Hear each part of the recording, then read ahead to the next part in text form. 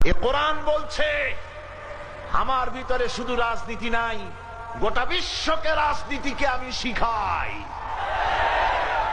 অর্থনীতি শিখাই, পৃথিবী চলবে কিভাবে তা আমি দেখাই।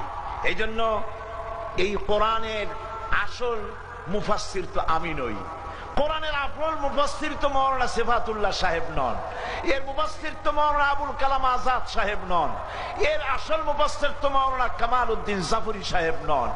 এর আসল মুফাসসির কে? কোরআনের আসল মুফাসসির, জেনুইন অথেন্টিক ইন্টারপ্রেটার, আল্লাহর পক্ষ থেকে নিয়োগ প্রাপ্ত মূল মুফাসসির যিনি, মূল তরজমানুল কোরআন, কোরআনের ভাষ্যকার যিনি, তিনি হচ্ছেন সর্বকালের সর্বযুগের সর্বশ্রেষ্ঠ মহামানব বিশ্বনবী জনাবে মুহাম্মদ রাসূলুল্লাহ সাল্লাল্লাহু আলাইহি ওয়াসাল্লাম। তিনি তার জীবনকে সাজিয়েছেন কোরআন দিয়ে। সুবহানাল্লাহ।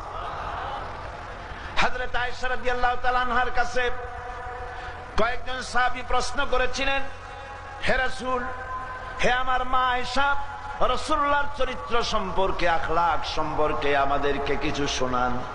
আমাদের মা উম্মুল মুমিনিন, সমস্ত বিশ্বাসীদের মা হযরতে আয়েশা বলেন, ও সাহাবীরা, তোমরা কি কোরআন পড়ো নাই? জবাবে তারা বললেন, হ্যাঁ কোরআন পড়েছি।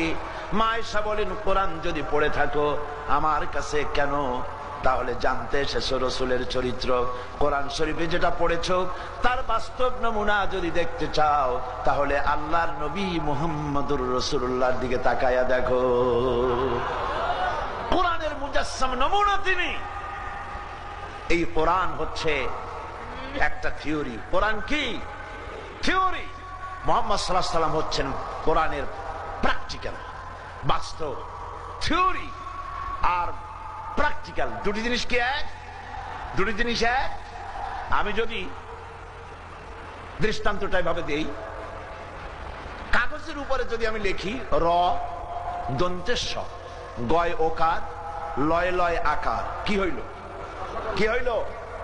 আপনারা সকলে এখন এটার উপরে চাটা শুরু করে। মিষ্টি লাগবে?